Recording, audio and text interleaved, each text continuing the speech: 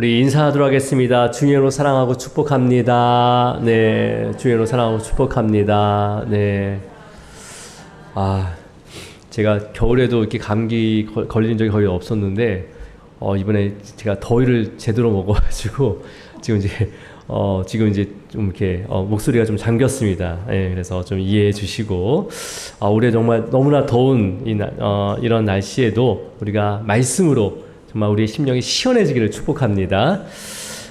우리가 지금 에스겔 말씀을, 새벽마다 에스겔 말씀을 함께 묵상하고 있습니다. 에스겔은 바벨론에서 활동한 선지자예요. 그래서 에스겔은 원래 태어난 곳은 이스라엘이지만 이 바벨론 1차 침공, 2차 침공, 3차 침공이 있었는데 2차 침공 때 기술자들과 함께 바벨론을 끌려간 사람 중에 한 명입니다.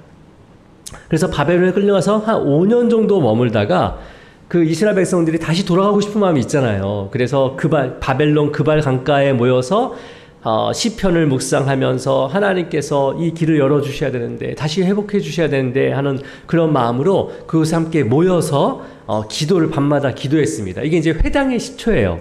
그래서 우리가 전 세계, 그러니까 이스라엘 백성들이 막 흩어지잖아요. 흩어질 때 그 흩어지는 마을마다 회당을 이렇게 만들었어요. 그러니까 이스라엘 백성들이 모여서 함께 말씀을 읽고 기도하는 그런 모임을 만들었어요. 이게 회당의 시초가 바로 이 그발 강가 아래에서 시작했어요.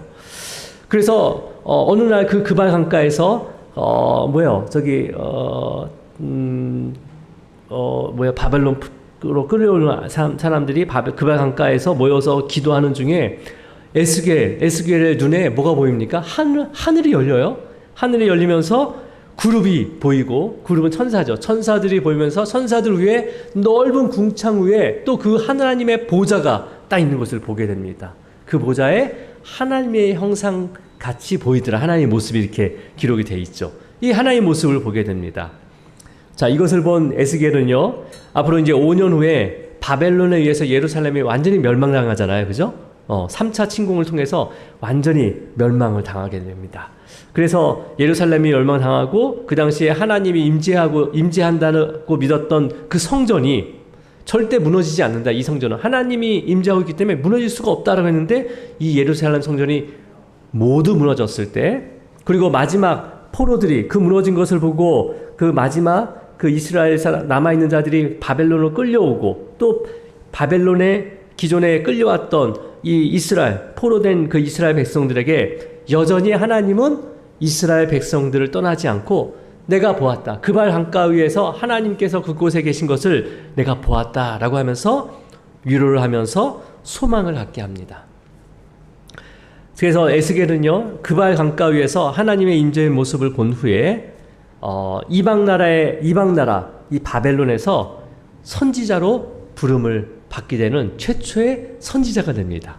보통 이스라엘 땅에서 하나님께서 이렇게 부르시는데, 유대 지역이나 그 멀리 바벨론 땅에서 하나님께서 에스겔을 만나주셔서 선지자로 부름을 받게 됩니다. 그래서 이제 어떠한 사명을 받았는지가 오늘 본문의 말씀이에요. 자, 오늘 본문 말씀을 다시 한번 읽어볼까요? 3장 17절 말씀. 자, 어떤 선지자로서 어떤 사명을 받았는지 에스겔이, 자, 함께 읽겠습니다. 시작. 인자야, 내가 너를 이스라엘 족속께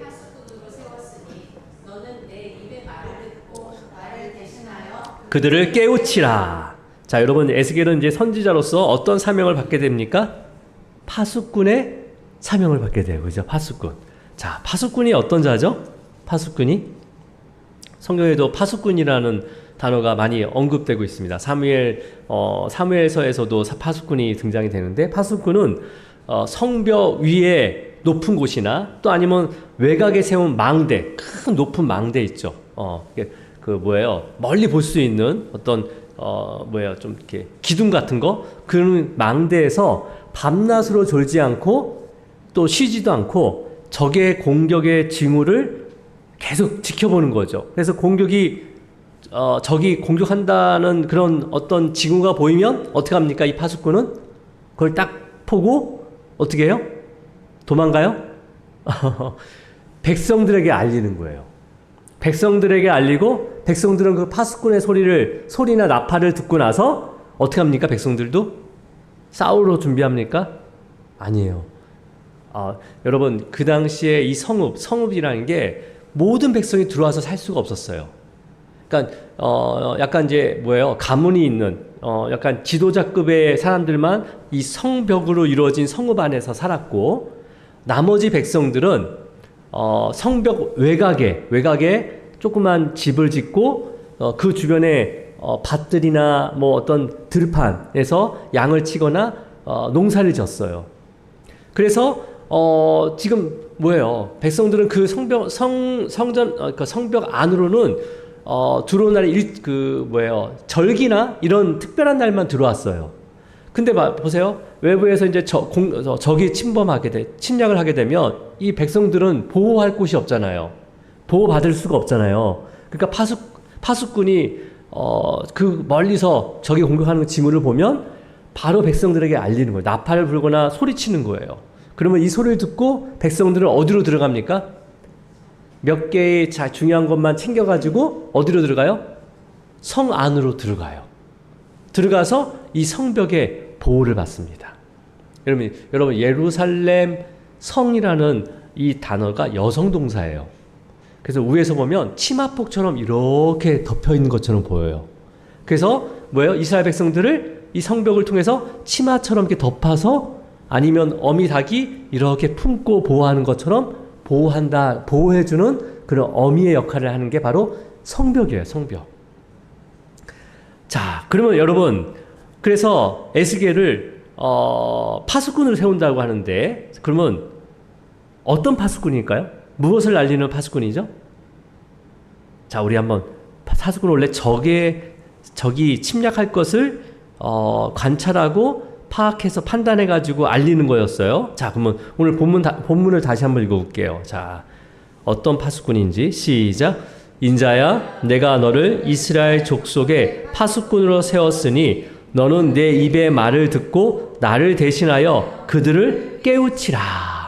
여기서 보세요. 여기 분명히 너는 여기 에스겔이에요. 그죠? 맞죠? 에스겔이죠? 내 입의 말을 듣고, 내 입의 말은 누구의 말입니까? 하나님의 입의 말을 들으래요. 듣고 나를 대신해서 그들을 깨우치래요. 이 그들은 누구예요? 하나님의 백성들을 얘기하는 거죠. 그러니까 이스라엘 족속의 파수꾼인데, 어떤 파수꾼이냐면 적을 관찰하고 그런 것이 아니라 어떤 사명을 해야 되냐면 하나님의 입에서 어떤 말씀을 하는지 졸지 않고 집중해서 듣는 거예요. 듣고 나서 어떻게 합니까? 그를 하나님의 말씀이 딱 들리면, 샘이나 음성이라도 딱 들리면, 보스적거리는 소리라도 딱 들으면 어떻게 바로 백성들에게 깨우치래요. 소리치래요. 그래서 깨우치다는 것은 경고하다라는 의미도 있지만 그 안에는 훈계하다, 빛을 비추다, 그 다음에 가르치다라는 의미도 있어요. 그러니까 에스겔이 어떻게 해요? 어떤 파수꾼이에요? 하나님이 어떤 말씀을 하는지 계속 이렇게 보는 거예요.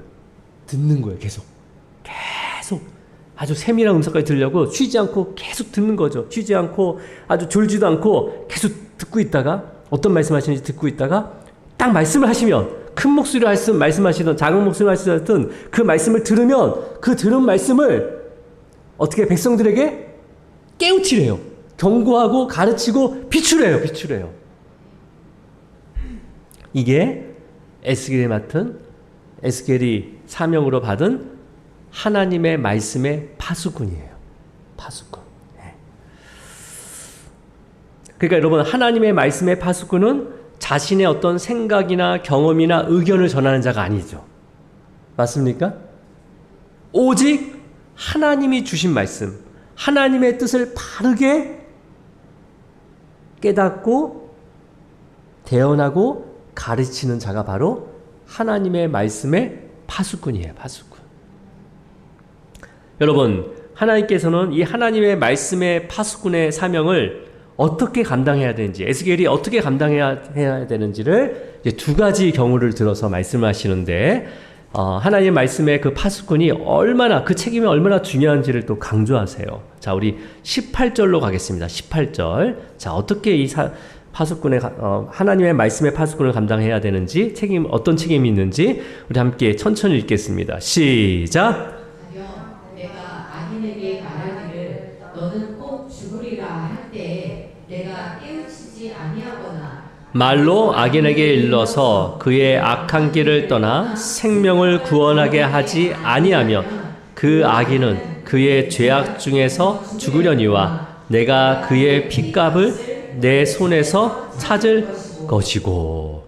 자, 여러분 지금 악인은 죄악 가운데 죽는 것이 당연해요. 그죠? 당연합니다. 내가 악인에게 말하기를 너는 죽으리라 라고 할 때 당연하지만 하나님의 그 말씀의 파수꾼이 이 악인들, 죽을 수밖에 없는 이 악인들에게 악한 길을 떠나서 생명의 길로 오도록 경고해야 된다는 거예요. 그렇게 경고하지 않으면 악인이 자기네 악을 때문에 심판을 받아 죽지만은 그 핏값을 누구에서 찾겠다는 거예요? 그 파수꾼에서 찾겠다는 거죠. 그러니까 악인이라도 하나님의 말씀을 어떻게 하라는 거예요? 전하라고 하는 거예요. 전하라는 거예요. 그러니까 여러분, 근데 하나님의 말씀의 이 파수꾼이 누가 악인인지 제대로 구별할 수 있을까요? 보세요. 뭐 구별할 수 있을 정도의 악을 행하는 자도 있지만 은밀히 악을 행하는 자를 어떻게 구별할 수가 있어요? 우리가 뒤에 보면 하나님께서 에스겔에게 환상을 보여줘요. 이미 여러분이 이번 주 새벽 말씀에 아마 읽었을 텐데 어떤 환상을 보여주냐면 성전의 모습을 보여줘요. 그래서 성전의 모습을 보여주면서 그 성전 입구에 어떤 우상이 세워진 걸 보여줍니까? 질투의 우상이 세워진 것을 보여줘요.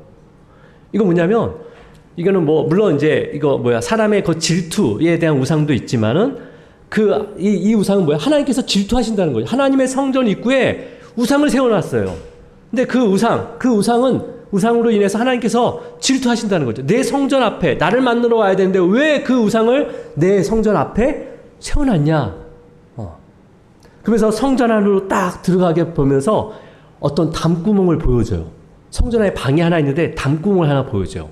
그걸 그 담구멍을 보이면서 그 담을 헐어버립니다. 헐어보니까 그 한쪽 벽에 뭐가 있었냐면 70명의 그 장로들이, 지도자들이 그 벽에다 어떤 게 그려져 있었어요? 온갖 곤충의 그림들이 그려져 있고 그 곤충들을 향해서 기도의 향로를 올리고 있었어요. 그러니까 하나님의 성전 안에서 하나님 지성소도 있는데요. 한쪽에 은밀한 방을 만들어서 그 안에서 어떤 짓을 하고 있었던 거예요? 우상 숭배를 하고 있었던 거예요. 이런 게 보여집니까? 안 보여집니까? 겉으로는 굉장히 경건한 굉장히 신앙이 있는 또 매일매일 성전에 들어가는 것처럼 보이지만 지도자가 그 성전 안에 은밀한 방을 만들어 놓고 뭘 숨기고 있었어요? 우상을 섬기고 있었단 말이에요. 우상을. 여러분, 그런 자일지라도 하나님의 말씀의 파수꾼은 누가 악인인지 구별할 수는 없지만 외치라는 거죠.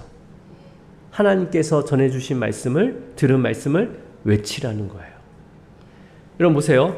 파수꾼이 망대 위에서 적을 지켜보다가 적이 공격을 준비하는 것을 알았어요. 이건 이제 공격하구나 라는 것을 알았어요. 그럼 그러면 나팔을 불어야 되잖아요. 외쳐야 되잖아요, 파수꾼이. 그러면 파수꾼이 외칠 때, 저기 안에 적의 스파이가 있는데, 첩자가 있는데, 이런 것을 구별해가지고, 그들을 제외하고 외치는 게 아니죠. 구별하지 않고 무조건 외칩니다. 구별하지 않고 무조건 나팔을 불어요. 그러니까 말씀의 파수꾼이 된 자도 그게 악인이든 어떤 악을 행하는 자들이라도 그들에게 하나님의 말씀을 전하라는 거죠. 네. 그러니까 여러분, 파수꾼이 망대 위에서 누가 적이고 아군인고 구별할 수 없듯이 말씀의 파수꾼도요, 악인과 의인을 구별할 수도 없지만 구별할 필요도 없이 말씀을 전하라라는 거예요.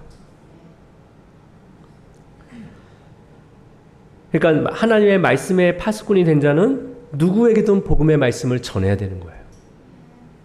사도 바울도 디모데, 이제 말씀의 파수꾼, 하나님의 말씀을 전하는 파수꾼으로 에베소 교회 디모데를 세우게 되잖아요. 그래서 디모데에게 보내는 두 번째 편지에 뭐라고 권면하냐요. 때를 얻든지 못 얻든지 말씀을 전파하라, 복음을 전하라 라고 권면을 합니다. 그러니까 사도 바울도 어떻게 보면 이방인의 말씀 파수꾼이었죠. 이방인에게 말씀을 전하는 파수꾼이었죠. 그 이방인이 자신을 거부하고 자신을 핍박을 하더라도, 자신을 박해하더라도 사도 바울도 어떻게 했습니까? 하나님의 말씀의 파수꾼으로 선포하고 다녔어요. 예. 자, 그러면 그 이유가 또 여기 그 이유가 어떤 이유가 있는지 우리가 에스겔 3장 19절로 다시 한번 가겠습니다. 19절입니다. 같이 읽습니다. 시작. 내가 악을 깨우치되 그가 그의 악한 마음과 악한 행위에서 돌이키지 아니하면 그는 그의 죄악 중에서 죽으려니와 너는 내 생명을 보존하리라. 네. 그러니까 여러분 하나님의 말씀의 파수꾼이 자기가 책임을 다해서 그런 어떤 하나님의 말씀을 전하는데도 불구하고 악인이 회개하지 않는다면 이때 파수꾼에게 책임을 묻는다는 거예요? 묻지 않는다는 거예요? 묻지 않는다는 거예요. 그죠? 네. 그러니까 여러분 악인이 회개하든 회개하지 않든 하나님의 말씀의 파수꾼은 누구에게든 말씀만 전하면 되는 거죠. 자, 그러면 우리 이어지는 구절 또 어떻게 또 말씀하시는지 20절로 가겠습니다. 시작. 또 의인이 그의 공의에게 돌이켜 악을 행할 때에는 이미 행한 그의 공의는 기억할 바 아니라 내가 그 앞에 거치는 것을 두면 그가 죽을지니 이는 내가 그를 깨우치지 않음이니라. 그는 그의 죄 중에서 죽으려니와 그의 핏값은 내가 내 손에서 찾으리라. 의인에 대해서도 뭐 하라는 거예요? 의인에 대해서도 하나님의 말씀을 전하라는 거죠. 그죠? 의인에 대해서. 근데 여러분, 의인이 우리가 아까 앞에서 악인이 누구인지 구별할 수도 없다고 얘기한 것처럼 악인이든 악인이 아니든 말씀을 전파해야 되는 거죠. 복음을 전파해야 되는데 여기서 20절에서는 뭐라고 합니까? 의인이 그의 공의에서 돌이켜. 그의 공의는 누구예요? 그 공의에서 그의 공의는 하나님의 뜻에서 돌이켜서 악을 행할 때 이미 행한 그의 공의는 기억할 바가 못 된대요. 그러니까 그리고 나서 뭐라고 얘기하고 있습니까? 내가 그 앞에 거친 것을 두면 그가 죽을지니 이렇게라고 돼 있어요. 이거 보면 여기서 내가가 누구예요? 하나님이죠. 여기서는 하나님이죠. 근데 그 앞에 누구예요? 공의에서 돌이켜서 악을 행하는 자. 의인이었지만 의인이 그의 공의에서 돌이켜서 악을 행할 때요. 그러니까 여러분, 우리가 누가 의인입니까? 여기서? 혹시 여기서 나는 의인입니다라고 말할 수 있는 사람이 있습니까? 말할 수 없죠. 하지만 우리가 예수님의 그 십자가의 그 보혈을 믿는다면 우리는 의인이라고 믿는 거죠. 그죠? 믿는 거죠. 그럼에도 불구하고 우리 안에 악을 행하고자 하는 마음이 있습니까? 없습니까? 있어요. 예, 있어요. 자, 근데 내가 의인으로서 내가 이렇게 살았습니다. 라고 말할 수가 없다는 거죠. 내 안에 악행이 있다면 그렇게 말할 수 없다는, 내가 예전에 이렇게 살았습니다. 라고 말할 수 없다는 거예요. 그리고 오히려 그 악행을 통해서 벌써 내가 그 앞에 거치는 것을 두면이라는 것은 뭐냐면 하나님께서 그의 앞에 거치는 것, 장애물을 두는 것이 아니라, 오해하지 마시기 바랍니다. 그렇게 장애물 앞에 놓아서 우리를 죽게 만드는 것이 아니라 그 자신의 악행이 장애물이 된다는 거예요. 자신의 그 악행이 장애물이 되어서 죽게 될 수밖에 없다는 거예요. 근데 그 장애물을 어떻게 합니까? 깨우치게 한다는 거죠. 누가요? 말씀을 전하는 파수꾼이. 하나님의 말씀을 전하는 파수꾼. 하나님의 말씀의 파수꾼이 그를 깨우쳐서 장애물을 거둘 수 있다는 거예요. 자, 그러면 여러분, 우리가 교회를 오래 다니고 또 믿음 생활을 오래 했을지라도 우리가 겉으로는 좀 경건한 삶을 사는 것 같지만 또 타인의 악행이 아니라 오히려 자신의 악행으로 얼마든지 넘어질 수 있는 연약한 존재임을 우리가 인정하시기 바랍니다. 그래서 말씀의 파수꾼은 계속해서 그 의인이든 악인이든 하나님의 말씀을 또 증거하고 훈계하고 가르쳐야 된다는 거죠.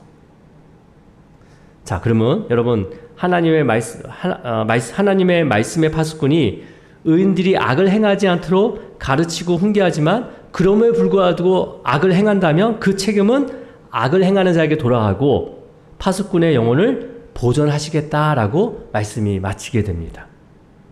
자, 그러면 여러분 이제 말씀을 정리하겠습니다. 지금 이스라엘은 흥하고 있습니까? 망하고 있습니까? 우리가 이스라엘 역사를 보면 바벨론에 의해서 완전히 멸망당하기 때문에 이제 망하고 있는 거예요, 지금요. 누가 보더라도 저 이스라엘은 이 바벨론에 한번 죄송합니다. 방구가 아니라 한번 진짜 맘만 먹으면 그냥 끝나는 나라예요, 사실은요. 자, 근데 여러분 그런 역사 속에서 하나님께서는 그 바벨론에 누구를 세우고 계십니까? 하나님의 말씀에 파수꾼을 세우고 계세요. 세우고 계셔서 이제는 어떻게 해요? 이 파수꾼을 통해서 뭘 전하는 거예요? 계속 하나님의 말씀을 전해서 이들이 회복하고 하나님께서 반드시 회복하시고 또 다시 하나님의 성전을 세우시겠다라는 이러한 소망을 갖게 하시고 있습니다.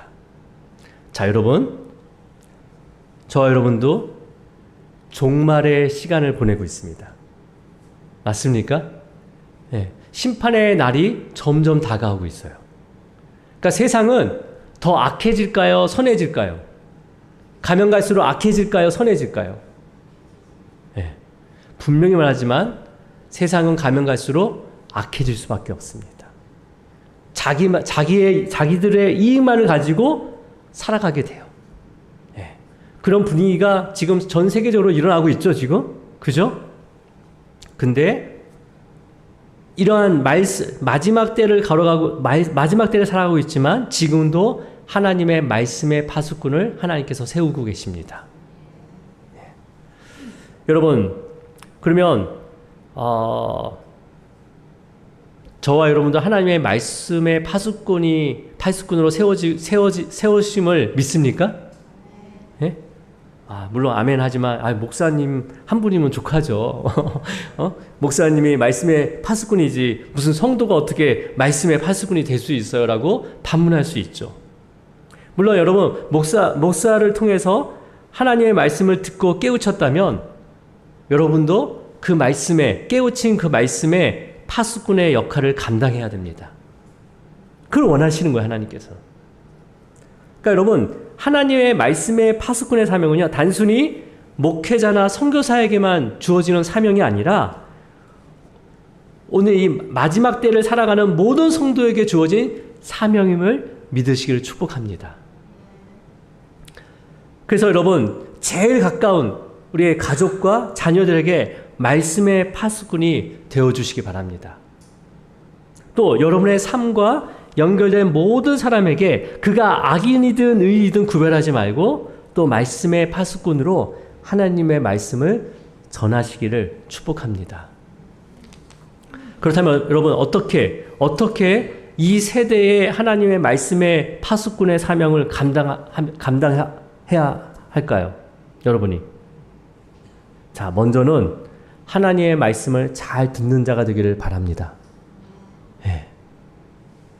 그러니까 파수꾼은 이 하나님의 말씀의 파수꾼도 그렇지만 자기가 보고 싶은 것만 보고 듣고 싶은 것만 듣는 것이 아니라 적의 상황을 객관적으로 정확히 파악하듯이 오직 하나님의 말씀과 그 하나님의 뜻에만 집중하기를 권면해 드립니다. 하나님의 말씀에서 하나님의 말씀이 기준이 돼서 하나님의 뜻을 찾기를 바랍니다. 여러분 8월 달에는 우리가 이제 사도행전 세 번째 통독이 있습니다. 네. 제가 6월 달, 7월 달, 8월 달 제가 계속 사도행전 통독을 말씀을 드렸는데 지금 세 번째 하시는 분도 있지만 이제 시작해도 늦지 않습니다. 네. 그 하나님께서 목사를 통해서 또 말씀의 그 파수꾼으로 세우신 그 사역자를 통해서 전해주시는 말씀에 순종하시기 바랍니다. 네. 그리고 모든 예배 설교를 한 번 들어서는 잘 모르죠. 네. 될 수 있으면 여러 번 듣기를 바랍니다. 네. 물론 한 번 들어서 정말 저보다 더 많은 은혜를 나누신 분도 있더라고요. 근데 들으면 들을수록 다른 관점에서 하나님의 뜻을 발견하게 됩니다. 파수꾼이 어떻게 했을까요? 아유, 오늘도 저 나무는 저렇게 있구나 하면서 한 번 보고 끝난 게 아니라 한 번 보고 또 한 번 보고 계속 보는 거예요. 그러면 어떡합니까? 예? 주변의 상황에 따라서 나무들이 바뀌는 걸 보거나 아니면 그 상황을 잘 관찰할 수가 있는 거죠. 잘 분별할 수가 있다는 거예요. 그래서 나중에는 이게 바람이 불어서 나무가 흔들리는구나, 아니면 또 새가 앉아가지고, 아니면 밑에서 무슨 짐승이 흔들어서 나무가 흔들리는구나, 이런 것을 분별할 수 있다는 거죠. 그러면서 이제는 적군이 지나가는 거구나라는 것을 분명히 알 수 있다는 거예요. 네. 그러니까 왜 우리가 읽고 듣는 말씀을 계속해서 하나님의 뜻과 연결하시기 바랍니다. 그러니까 매일매일 주시는 그 말씀을 통해서 하나님께서 무엇을 원하시고 또 무엇을 깨닫게 하시는지, 또 하나님의 마음 알기를 사모하기를 바랍니다. 사모하는 자에게 주십니다. 그리고 여러분, 하나님의 말씀을 잘 그렇게 듣고 깨우쳤다면 이제는 하나님의 말씀을 담대히 전하기를 바랍니다. 여러분, 파수꾼이 어떤 위험을 발견하면 망대에서 보이는 모든 사람에게 즉시 경고하잖아요. 그죠? 바로 경고합니다. 때로는 내가 불편하고 때로는 나를 싫어하는 그런 사람이 밑에 있을지라도 내가 본 상황을 어떻게 합니까? 그대로 그 진리의 말씀을 담대하게 선포하기를 축복합니다. 여러분, 그러면 우리가 전하는 말씀은 어떤 말씀일까요? 저와 여러분이 하나님의 말씀의 파수꾼으로 전하는 말은 어떤 말일까요? 심판, 경고보다는 주님의 이름으로 회개하면 살 수 있다는 바로 생명의 말씀, 이 복음을 전하시길 바랍니다. 여러분, 왜 이걸 말씀하냐면, 여러분, 파수꾼도 그 망대에서 적이 쳐들어오는 것을 딱 보잖아요. 그러면 경고만 한 것으로 끝난 것이 아니라 어떻게 합니까? 경고를 하고 다시 나팔을 불어서 야, 빨리 성읍으로 피하면 다 살 수 있어, 보호받을 수 있어 라고. 이게 기쁜 소식입니까? 슬픈 소식입니까? 경고를 받아서 우리가 위태롭다 하지만 야, 성읍으로 지금 들어가. 성문이 지금 열려 있어. 열려진 성문으로 들어가면 성문이 닫힌 다음에 너희는 다 보호받을 수 있어. 복음이죠. 이거는 기쁜 소식 아니에요? 이 정도면요? 예? 여러분, 이 복음의 이 파수꾼의 사명을 정말 완전하게 온전하게 감당하신 분이 바로 예수님이셨습니다. 그러니까 예수님께서는 그가 의인이든 악인이든 아니면 주류된 자든 소외된 자든 누구든지 죄와 사망으로부터 경고했잖아요. 그죠? 그래서 무슨 열매를 맺으라고 했습니까? 회개에 합당한 열매를 맺으라고 경고했어요.